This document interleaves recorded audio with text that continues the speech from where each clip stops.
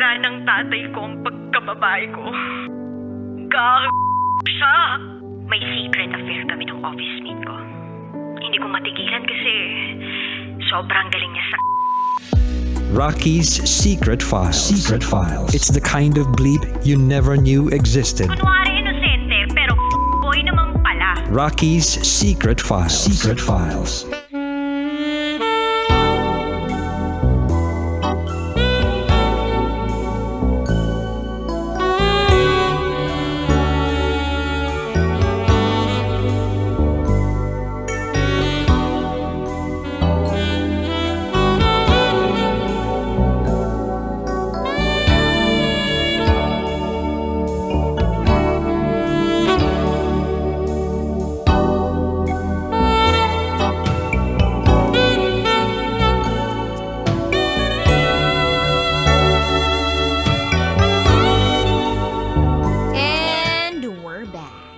Kasama nyo pa rin si DJ Rocky and this is SPG as in Super Backganern Secret File ng ating kabisyo na si Lilibeth.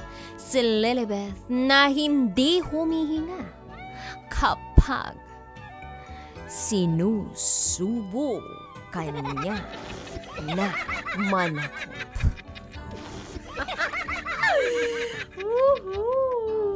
Sino dito ang naka-experience na magkaroon ng kamatayan? Ba't kamatayan? Hindi, syempre, di ba ikaw ba naman makaamoy ka na parang amoy daga, tapos tiniis mo all your life. Di ba? Sinong hindi mo makamatay nun? So, sino naka-experience ng gano'n? Yung makaamoy na parang amoy dagang amoy.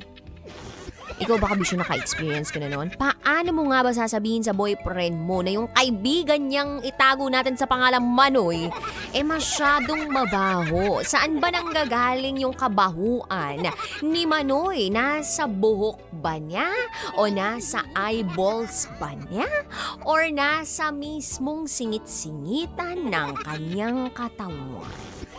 We really don't know. But anyway, pakinggan na po natin yung mga kabisyo natin nag-share ng kanilang mga thoughts, comments, suggestions, and violent reactions.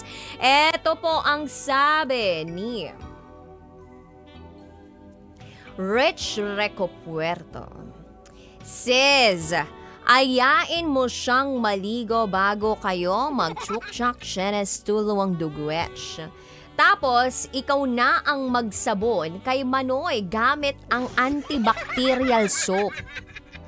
I-real talk mo lang, good hygiene is very important, sis. Kasi baka mahawa ka ng kung anumang infectious diseases. Thank you so much, Rich Recopuerto. Oo nga naman, no, bakit hindi na lang ninyo subukan na maligo ng sabay nang sa gayon ay para kayong nag-a-outing? Nabatry nyo, mag-outing tayo. Tapos yung outing ninyo sa bathtub ng isang hotel. O di kaya naman kahit dyan lang sa planggana, dyan sa bahay ninyo o kung saan man na lugar. Tapos, mag-ready ka na ng antibacterial soap mo. O gamitin mo Shield Bath Soap. O kung gusto mo ng pampakinis, hello, yung ginagamit ko, the new White Rose Papaya. Ganon. So gaganda pa yung skin. Bahala ka na doon, kabisyo, kung paano mo washing. Gamit ang iyong kamay dun sa ni Manoy, diba? Anyway, eto naman sabi ni Ernesto Nogiboy Acha Jr. Sadali lang, sobrang nabanggit ko na yung pangalan niya, so babalikan ko po siya at itatago ko siya sa pangalang iba. Dahil magkakabistuhan. Sabi ko naman kasi sa inyo, maglagay kayo agad ng disclaimer. Hindi yung sa dulo nyo nilalagay. Okay, sandali lang ha. Babalikan kita mamaya, Ernesto. Ito naman, sabi dito ni Nash Luca L. Pwede ba dito mag-send ng advice sa may Manoy niyang boyfriend? Malamang! Hello kay Elvino. Mabuhay ka. At Ito po ang sabi naman ng kabisyo natin, itago natin sa pangalang Jojo. Alam mo, sender, there are different ways bakit mabaho yung kaibigan ng boyfriend mo. Una, hindi niya nalilinis ng maayos yon. A proper and regular cleaning ang nararapat para hindi mabaho. Second, naglaro na sila ng best friend niya bago kayo. According to what I've heard, mabaho raw yon kapag nag-dry at hindi nalinis. Well, I don't know. Hindi pa naman nangyari sa amin ng asawa ko yon. Pero you could tell him na like, baby, freshen up muna tayo bago mag-start. How about we take a shower together? Mga ganon. Then ikaw na lang maglinis from head to the eyeballs. Have a nice day po sa inyong lahat. From Jojo. True naman yon. Pwede yon. Yung tipong mag-freshen up muna tayo. Pwede mong gamitin yung line na ganito Let's save water together. Let's shower together. Ganon. Diba? Magtipid tayo. Let's save and conserve water. Let's shower together. Ganon. Tapos, ilabas mo na ang iyong antibacterial soap. Ito naman ang sabi ni Bernard Laurejas. Dapat sabihin niya ang totoo sa boyfriend niya. Sabi nga nila, ang nagsasabi ng tapat ay nagsasawa ng tapat. Okay lang din naman na wala kang masyadong gawin. Linisin mo lang. Nagsabi nito ni Bernard Laureas. Ito pa sabi ni Neneng B. Mabahong usapan pala tayo for today's radyo. Ako pala muna ang babaeng hindi kagandahan pero araw-araw pinipilahan. May customer din ako, ganyan, yung hindi kagandahan ng amoy. Parang amoy banig na parang amoy imburnal. Ay, matindi yung amoy imburnal. Pero yun kasi yung literal na hindi naliligo. Mukhang pinaglihi sa pusa, takot sa tubig. Dahil customer is always right, ako na lang ang nag-a-adjust. Face mask ako pag nasa outlet na. O kaya binibilisan ko na lang ang pagtaya niya para umalis na. Mahirap talaga makasanaya ng mga amoy na hindi ka nais-nais. Kaya sender, magpakatotoo ka na sa jowa mo. Sabihin mo na amoy basura ang kaibigan niya. Charot. With harot. Magpakatotoo ka. Or pwede rin naman mag-face mask ka habang nagbabanding kayong tatlo. Hindi ba nakaka-offend yun? Nagna-night out kayo ng jowa mo tapos naka-face mask ka all the way. Wala ka din ka nang magagano. Tapos makikipagkilala ka ulit dun sa kaibigan niya si Manoy, diba? Siyempre mag-shake hands kayo, diba? Shake the head, shake the hands, shake everywhere! Ganun. Tapos, habang nakikipagkilala ka, habang nakikipag-banding ka, naka-face mask ka, gusto mo ba yun? O kung gusto mo, mas malupit to. Naka-face shield ka. Or kung gusto mo, ito na lang. Naka-oxygen mask ka. Ewan ko na lang. Kung hindi pa ma-send yung message across dun sa boyfriend mo na may mali. Diba? Hi po kay Arwin. Hello naman kay Charles Sancho. Practice proper hygiene. Hindi yung inaamoy si Manoy. Charot with harot. Sabi pa dito ni Nash, magugas kasi, hindi naman sapat yung hugas-hugas lang. Ay, true. Dapat yung klase ng hugas pag ganyang pag ganyang may nangangamoy talaga. Alam mo yung ini-scrub pa? Kasi baka mamaya may libag dyan na hindi natatanggal. Eh, malapit pa naman sa eyeballs. Yung alam mo na, saan malapit yung eyeballs? Di ba lumalambitin pa yan paminsan? Saan? Sa bars. Kakapit pa yun. Di ba? Parang minsan lumalambitin yung eyeballs sa monkey bars. San yun banda? Sa Puerto Galera. Salamat, Boy Pindot sa pag-supply sa akin ng words Sa Puerto Galera. Malapit, again inuulit ko po. Malapit ang eyeballs sa Puerto Galera. So malamang sa malamang, kapag ikaw ay maglalabas talaga ng sama ng loob, syempre magbabakasyon ka sa Puerto Galera. Syempre doon mo i-imbak lahat ng sama ng loob mo. Mag-a-unwind ka doon.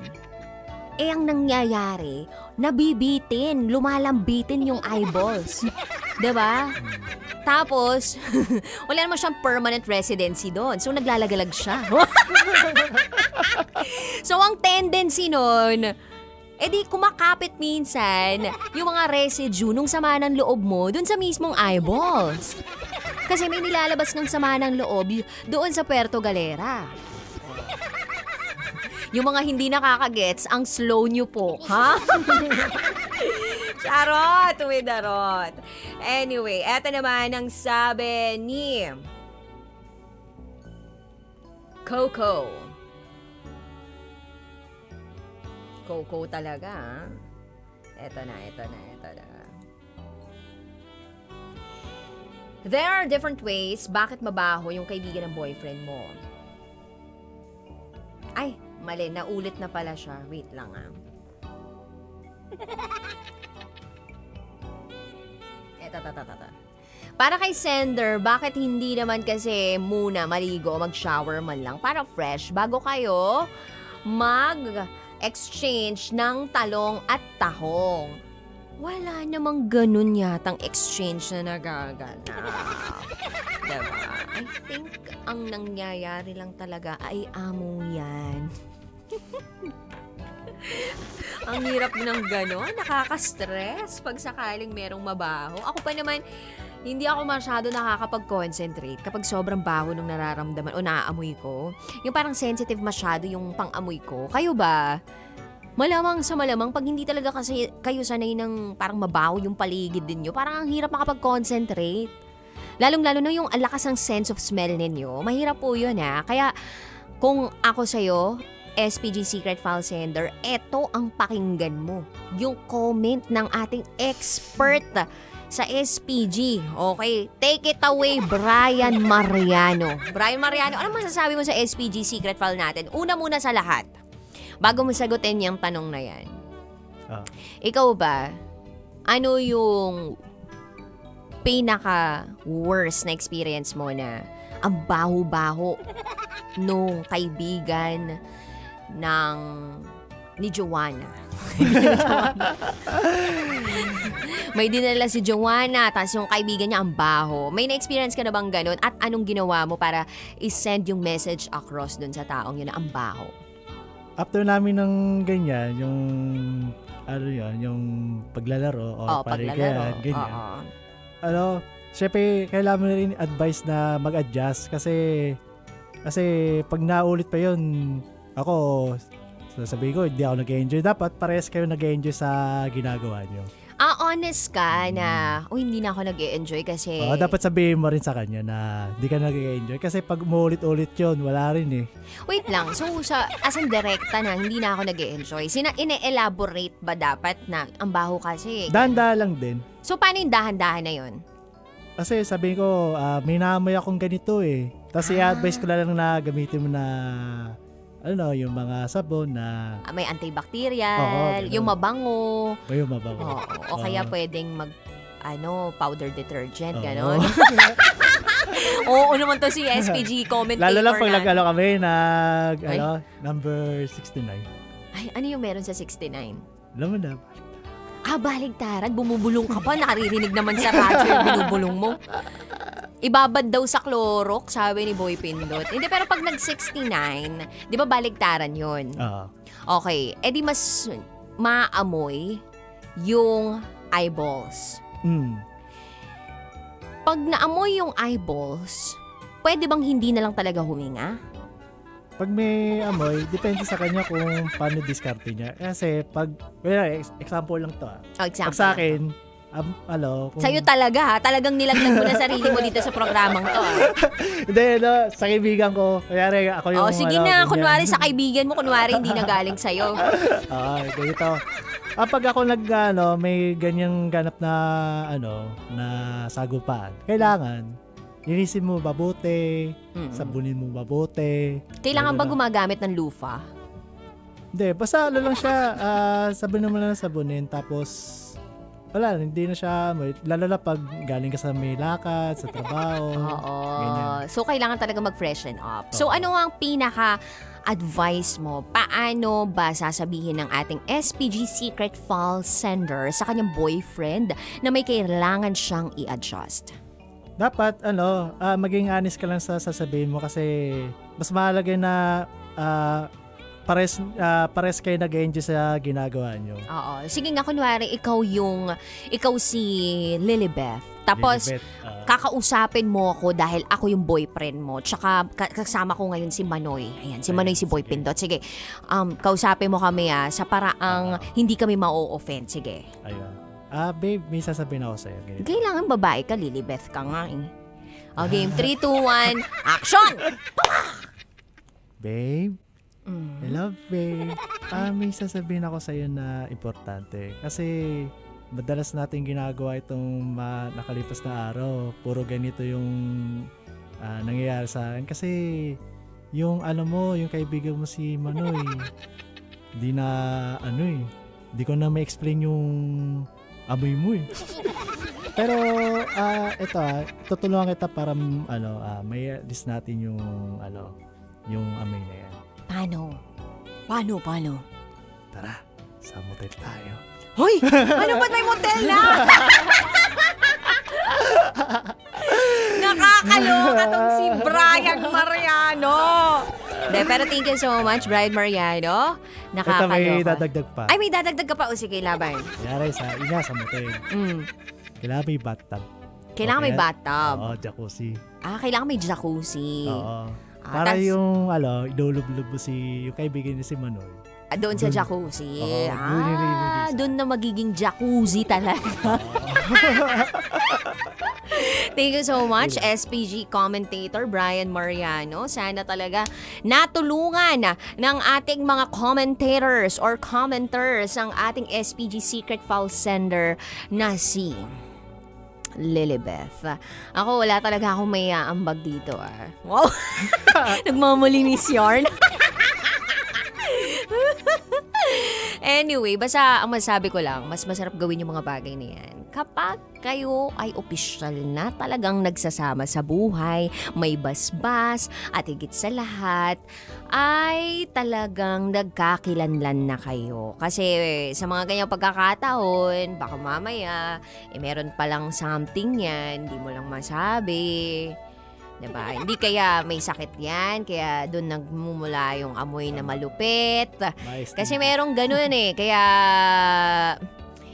nagkakaroon ng nakakasulasok na amoy. So, sabi dito ni Boy Pindot, practice safe. Ayan, practice safe.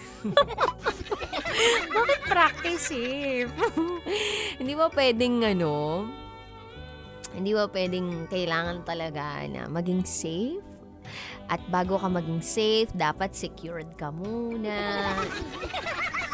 Alright, so sana nakatulong talaga kami. And sa mga kabisyo natin out there na gusto mag-share ng kanilang secrets, share it to me, rocketera@gmail.com. I gotta say, BRB as in bathroom break, you are still with me, DJ Rocky, and you are listening here sa stasyong number 1 sa mga malulupet, manggapang sa kakalsadahan, 90.7 Love Radio. Binabati ko nga pala Coach Jerry na nakikinig ngayon. Sana natuwa ka sa episode ngayon na. Dami talaga nakikinig kapag ganitong oras, no? Kapag ganitong araw. Talagang mga ma-el. As in, gusto nang ma-el na usapan. As in,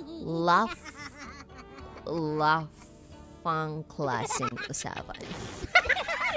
90.7 Love Radio. This is SPG, as in Super Paginer Secret